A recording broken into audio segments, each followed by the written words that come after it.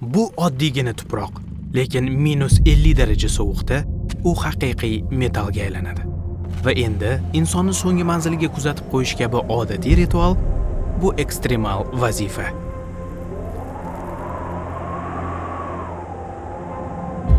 Gaplarim g'alati eshitilishi mumkin, lekin dunyoda shunaqa o'lka borki, o'tda ko'milish hammaga ham nasib qilmaydigan oliy ne'mat.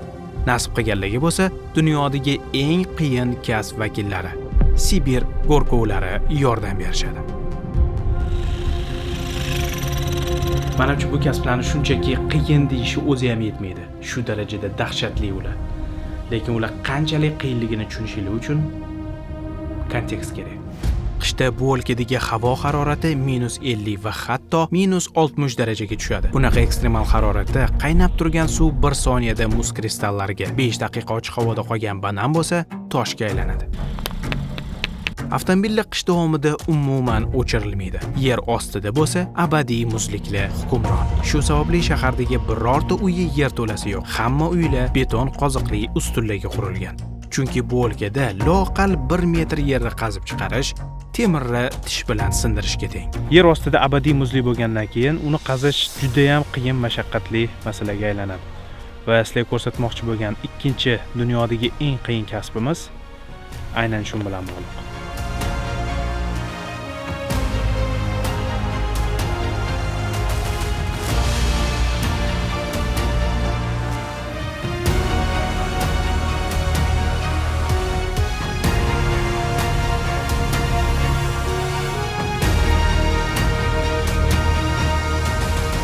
Do'stlar, bu videoda reklama yo'q, lekin video ostidagi tirikchilik havolasi orqali o'tib, o'zingizga qulay bo'lgan usulda, o'zingizga og'ir bo'lmagan summani bizning ijodimizda qo'llab-quvvatlash uchun yuborishingiz mumkin. Biz bundan juda ham mamnun bo'lamiz.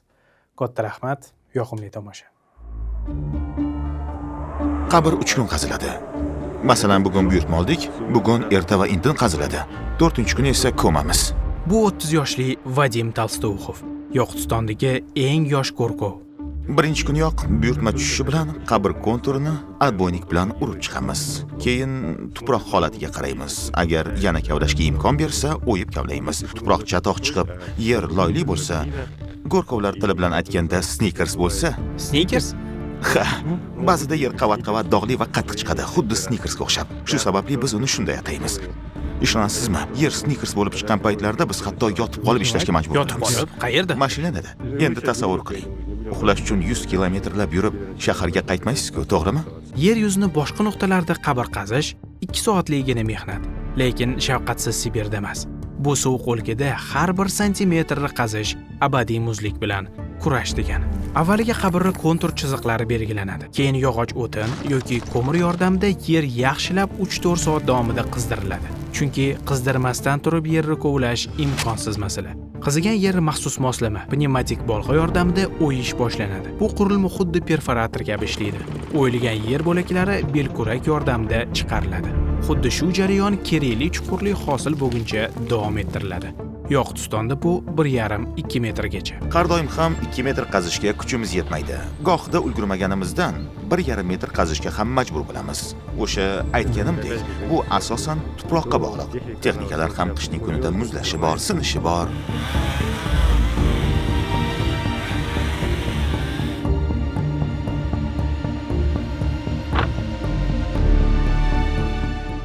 Uzr, ismingiz nima? Dima. Dima, ishingiz qiyin emasmi? Bo'ladi. Chidasa bo'ladi. Ha, chidab yurib muskimani. Qabrni qanday qazish bo'yicha 2 og'iz aytib bera olasizmi? Endi o'zing ko'rib turibsan-ku. Agar ishingizdan chalg'itayotgan bo'lsangiz, bemalol aytavering. Qanday desam ekan, gap chalg'ishimda ham emas, gapirib berardim, lekin ko'rib turganingdek bu yer sal salqinroq, turib olib gaplash uchun. Sal salqinroq, -50 daraja. Ha, uncha gaplashging ham kelmaydi. Bu ish bilan qachondan beri shug'ullanib kelasiz? 2013-yilda boshlaganman. 8 yoki 9-sinfligimda. Wow, 8-sinfdan beri deysizmi? Lekin odamlar savol berishi mumkin. Nega yosh va navqiron yigit aynan shunaqa aytaylik o'ziga xos sohani tanlagan? Endi o'sha paytlar yosh bo'lganman. Maktab paytlarim pul topishim kerak edi. Qabristonga ishga taklif qilib qolishgan. Ozmoz tirikchilik qilib turish uchun kelib, shu yerda qolib ketdim. Bolaligingizda qanaqadir boshqacha rejalaringiz bo'lmaganmi? Masalan, kimdir doktor bo'lish orzu qiladi. Yo'q, bolaligimda shunchaki kim bo'lsam ekan degan xayollar surib yurardim xolos. Kasbimga shu darajada ko'nikib ketganimdan, bu muhitda men o'zimni allaqachon suvda yurgan baliqdek his qilaman. Buning hammasi men uchun dengiz. Men esa baliqchaman. Ishni olib, kelishilgan vaqtga topshira olmagan vaziyatlaringiz ham bo'lganmi? Albatta, afsuski bunaqa holatlar ham uchrab turadi. Shunaqa vaziyatlarda rosa vahimaga tushib qoladi odam ochig'i. Mana yaqinda ham shunaqa shoshilinch ish oldik. Qabrni qisqa vaqtda qazib bitirish kerak. Birdan Gorko menga qo'ng'iroq qilib, atboynik buzilib qoldi deyapti. Soat bo'lsa tong sahar 5. Nima qilsak deb rosa bosh qotdi. Asbob uskunalarni ijaraga beradigan joylar esa yopiq 8-9larda ochiladi. Tushunishingiz uchun soat 10 ga marhum dafn qilinishi kerak. Shuning uchun hamma tanish hamkasblarga aloqaga chiqib, ularni uydan uyg'otib olib kelib, 5-6 tamiz yig'ildik. Xullas, hammamiz bitta kirishib, qo'limizga lopatalarni olib, tong otguncha urib qazyapmiz. Keyin esa marhumning qarindoshlari kelib, "Nima bo'ldi? Nega hali tugatmadinglar? Pulni olgansizlar-ku" deb bosim qila boshlashgan. To'g'ri tushuninglar, inson faktori emas bu yerda. Tuproq chatoqroq chiqib qoldi. Kuchimiz yetmadi deb murosa qilishga harakat qilganmiz. Ba'zi odamlar tushunishni xohlamaydi, darrov urush janjal, ustingdan shikoyat qilaman, u yoq, bu yoq deb tahdid qiladi. Bu albatta yoqimsiz holat, lekin hamma ham unaqa emas. Tushunadiganlar ham ko'p. 2023-yilda Yakutsk shahrida ilk krematoriy ochiladi. Ya'ni o'lgan inson jasadini yoqib kulga aylantirib beradigan muassasa. Bu an'anaviy ko'mishga alternativ yechim sifatida ishga tushirildi. Chunki Yakut qabristonlarida joylar borgan sari kamayib boryapti. Bu juda ham paradoksal holat. Hududi bo'yicha Hindiston bilan teng bo'lgan ulkan Yoqutistonda ko'mishga yaroqli yer deyarli qolmagan. Hamma ham krematsiyani xushlayvermaydi. E'tiqodiy taraflama jasadni yoqish gunoh bo'lgani uchun ko'pchilik ko'milishni afzal ko'radi. Lekin ba'zilar esa aksincha, qabrda chirishni xohlamaydi. Shuning uchun o'limidan oldin jasadini yoqishni vasiyat qilib ketishadi. Lekin bu yerda abadiy muzlik bo'lgani uchun jasad hech qachon zaxlamaydi. Xuddi mumiyaga o'xshab qoladi. Yoqutistonning tub aholisi saxa xalq hisoblanadi. Ular hujjat bo'yicha pravoslav xristianlar bo'lsa-da, hayotda ayyi e'tiqodiga amal qilishadi. Bu e'tiqodda yer va tabiat markaziy o'rin tutadi. Lekin qiziq tarafi, Yoqutistonning musulmonlari ham yetarlicha va ular asosan Markaziy Osiyo, O'zbekiston va Tojikistondan kelgan migrantlar. Musulmonlar uchun qaziganimizda, ular yonboshda alohida lahadi bilan qazib berishimizni so'rashadi. Lekin aynan bu yerdagi qabristonlarda quruq qumli yer bo'lgani uchun unday qilib bera olmaymiz. Chunki tuproq bosib qolishi mumkin. Shuning uchun ham boshqalar bilan bir xil qilib qazib berishimizga to'g'ri keladi. Musulmonlar tobutsiz, kafanning o'ziga o'rab ko'mishadi va ularda marhumning yaqinlari o'zlari qo'yishadi. Bizga berishmaydi. Biz shunchaki qabrni qazib tayyorlaymiz, ular esa jasadni o'zlari joylab ko'mib ham qo'yishadi. Musulmonlar ko'pmi o'z bu yerda? Ha, yetarlicha, lekin hamma ham bu yerga ko'mmaydi. Asosan Gruz 200 ga ortib o'z yurtiga Qozog'iston, O'zbekistonlarga olib ketishadi. Endi agar avvaldan shu yerda tug'ilib o'sgan bo'lsa, shu yerga ko'mishadi.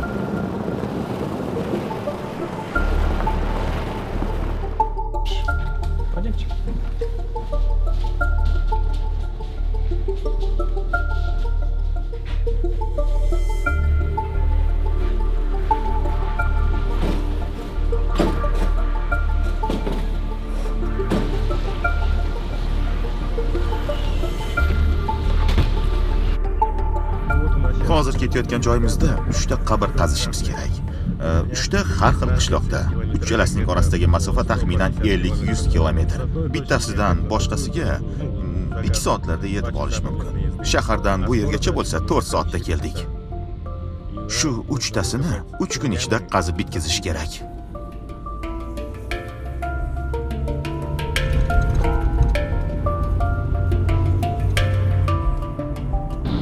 Yana bir qiziq savol.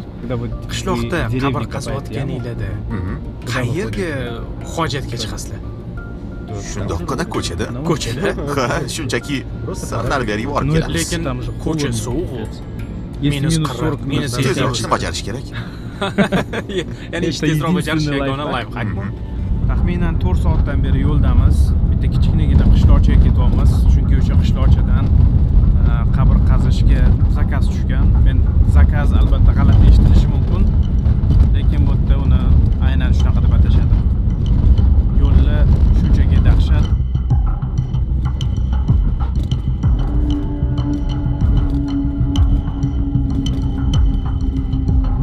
Qabr ichida yonib turgan otash. Ochig'i juda ham seskantiradigan manzara. Hop, kechki soat 6, havo harorati -40 dan past. Biz hozir Yakutskdan taxminan 120 km uzoqlikda joylashgan bitta kichkinagina qishloqchaga keldik va bu yerda qabr ochish jarayoni ketyapti. 3 kun bo'lsa, biz birinchi kundan keyin yetib keldik. Asosiy Gorkov Vadim o'sha perforatorga o'xshagan maxsus apparatni arendaga olib, hozir bularga olib kelib berdi. Chunki usiz umuman iloji yo'q. Faqat lopatka bilan qazishni iloji umuman yo'q. Birinchi o'sha yer yaxshilab qizdiriladi. Mana hozir ko'rishingiz mumkin. Ko'mir bilan, o'tin bilan yaxshilab qizdirishgan. Taxminan 3-4 soat davomida qizdirishgan. Mana hozir endi perforatorga o'xshagan apparat kelgandan keyin ularni hammasini ko'mirlarni mana bu tashqariga chiqarib tashlashgan.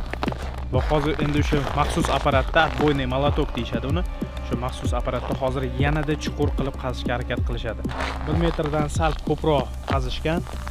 Yana xuddi shuncha, ya'ni yana 1 metrcha qazishligi kerak va buni ertalabgacha amalga oshirishmasa bo'lmaydi, chunki ertalab marhumni mana shu yoqqa qo'yishlik kerak. Ya'ni hozir bular 3 kishi bo'lib, smen bo'lib, bitta odam ishlayotganda bitta odam mashinada uxlaydi, keyin u odam kelib ishlayotganda sherigi mashinada uxlaydi. Mana shunaqa qilib ertalabgacha ishni bitirishlik kerak. Shunaqa havoda, shunaqa qorong'ida hozir tushunayotgan bo'lsanglar, biza atrofimizda absolyut hech nima yo'q. Ya'ni absolyut qorong'ulik.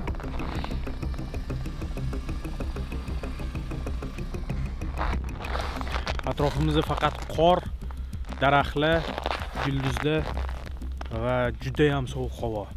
Boshqa hech nima yo'q.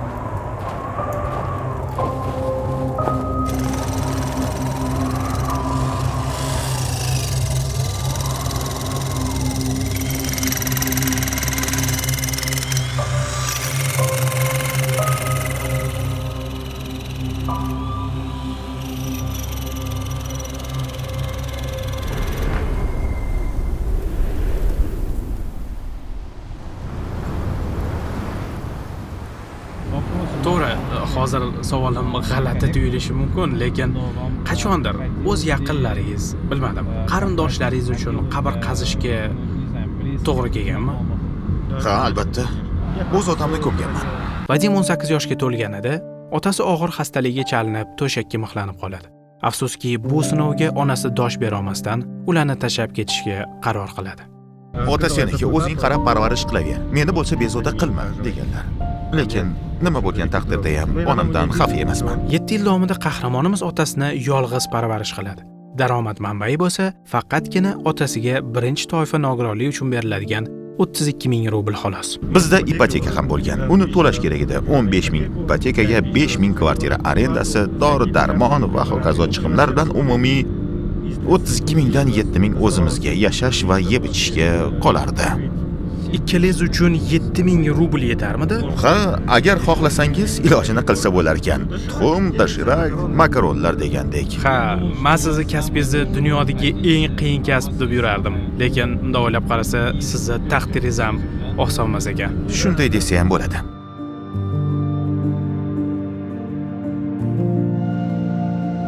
Otam vafot etganlarida juda o'ksindim, qattiq yig'ladim. O'z qo'limda jon berdilar. Lekin bu kun qachondir baribir kelishi aniq edi. Eng asosiysi armonim yo'q. Oxirgi lahzagacha dadam bilan birga bo'lganimdan qayerdadir boshqa joyda emas, aynan o'zimning qo'limda ko'z yumgandan eng chiroyli so'zlarni aytib olganimdan juda xursandman. Все самые добрые, самые слова, которые хотел сказать, я это все говорил. То есть у меня таких даже упущенных моментов нету. Masalan, ko'pchilik birga ko'p vaqt o'tkaza olmagani uchun, yaxshi ko'rishni ayta olmagani uchun afsuslanishadi. Meni dadam esa buni bilardilar. Nima bo'lmasin, har doim birga bo'lishimni, ularni qattiq yaxshi ko'rishimni tez-tez aytib turardim. Ularga dalda berib, kasalligingizni hech qanaqa yomon joyi yo'q. Men keyin ham yashab olaveraman deb aytardim. Dadam esa hayot 45 yoshda boshlanadi deb doim aytardilar. Yana ko'pchilik, sen shuncha vaqt otangga g'amxo'rlik qilding, ko'p qiyinchilik, sinovlardan o'tding. Hamma ham bu ishga toqat qila olmaydi deyishardi. Lekin bilasizmi, qolganlarda ham meni otamdek ota bo'lganida shubhasiz menga o'xshab parvarish qilishgan bo'lardi. U kishi mehribon bo'lganmi? Ha, juda ham mehribon. Dadam bilan tez-tez PlayStation o'ynab turardik. Meni ov qilishga, baliq tutishga olib borardilar, o'rgatardilar. Eng ko'p esimda qolgani, bu menimcha to'shakka mixlanib qolsalar ham tabassum qilishdan to'xtamaganlari bo'lsa kerak.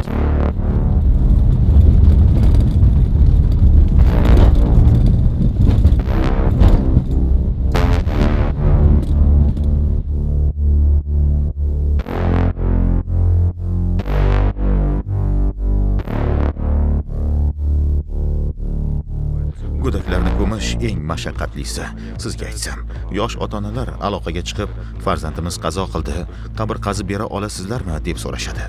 Biz 7 yoshgacha bo'lgan bolakaylar dafni uchun xizmatimizga pul olmaymiz. Shunda 7 yoshgacha bepul. Ha, hamma xarajatlarni oldimizdan qilamiz.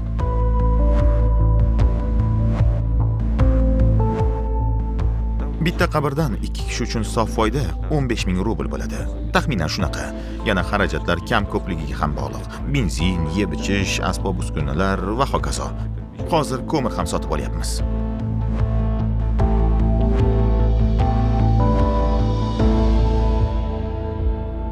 Qabr qazish jarayonida hech qanaqadir noodatiy buyum topib olganmisiz?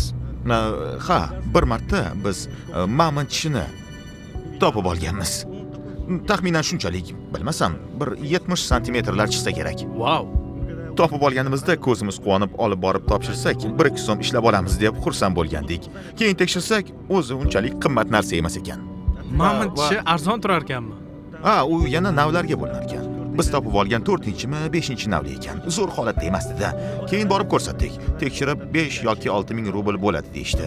Xayollarimizda esa kamida millionerga aylangandik. Haqiqatan hozirgi Rossiya, Sibir va Kamchatka hududlarida avvallari mamontlar istiqomat qilgan. Ya'ni aynan Sibir yerlari eng ko'p mamontlar yashagan joy sifatida qayd qilinadi. Shu sababli qahramonimiz topilmasi bu o'lka uchun u darajada hayratlanarli emas. Ishingizda choy chaqa olish normal holatmi? Ha, albatta. Bu ancha xursand qilsa kerak-a? Ha, nimasini aytasiz? Juda ham minnatdor qiladi odamni. Doim dafn qilib bo'lganimizdan keyin choy chaqa berisharmikin, yo'qmi deb kutib turamiz. Odatda aroq berishadi. Aroq? Ha, aroq. Endi pul berganlar ham uchrab turadi. 2 ming, 3 ming rubl. Kimdir esa 10 ming ham berib yuborishi mumkin. Bitta hamkasbim bir kunda 2 ta ko'mgan ekan. Ikkalasi ham qo'shimcha 10 mingdan beribdi. Lekin bunaqasi juda noyob holat. Kamdan kam uchraydi. Aroqni men berishadi? Balki odat bo'lib qolgandir. Yoki isinib olish uchunmikan? Bo'lishi mumkin. Aroq berishsa yoqadimi sizga? To'g'risi yoqmaydi.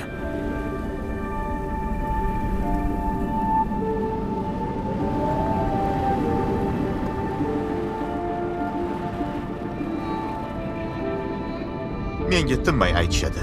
O'zi yosh bo'lsang, nega umringni shu qabristonda ketkazib yuribsan deb. Men bo'lmasam kim? Kimdir baribir bu ishni qilish kerak-ku.